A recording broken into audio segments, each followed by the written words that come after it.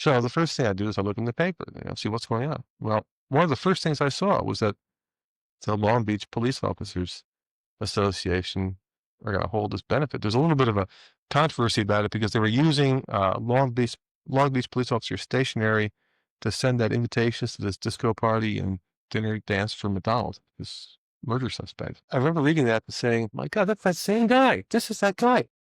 Nancy, listen to this. How could this be? All these years later, this thing still hasn't been resolved. Remember that guy from 1970? It was Friedman. I said, Jesus, this is amazing. I said, I got to call this guy because, what a spot to be in. This is certainly worth 600 or 800 words, if the guy wants to talk about it.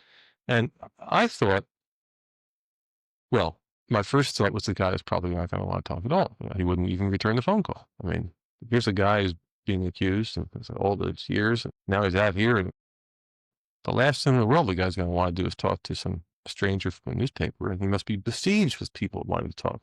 Man, I figured I'll call. So I called the hospital, but she said he worked at this hospital. I was a secretary. She said, he's up giving a lecture in San Francisco. I'll give him the message. I figure, well, I'll probably never hear from the guy.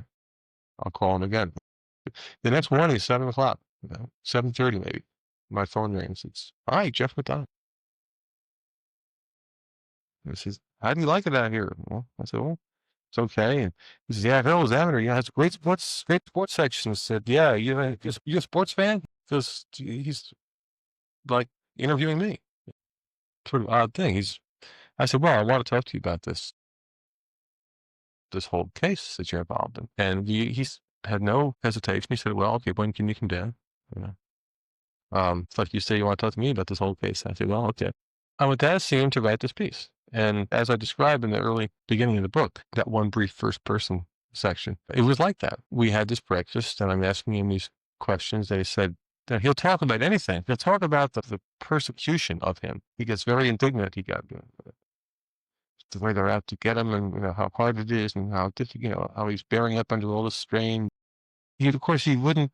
I said, "Well, tell me, what?" He said, "Oh, I can't really get into what happened that night. It's just much too painful. It's back terrible memories. But I'll give you some material."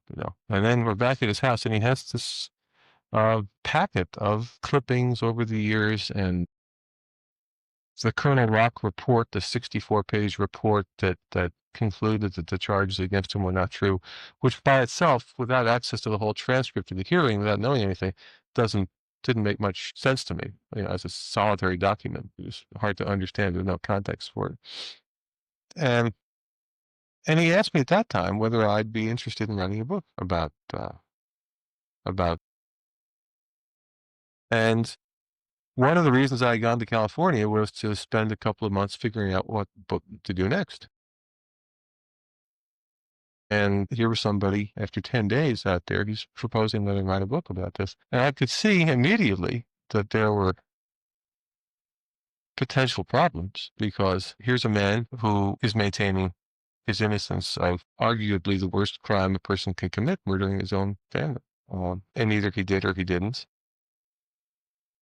And suppose it turns out that he did. Obviously, the book that I would write isn't going to be a book that is going to be pleasing to him if he says he didn't. Yeah. But that's not my concern because I've written many things that are not pleasing to the people that I've written them about. My concern is, do I want to devote, a couple of years of my life to writing about this?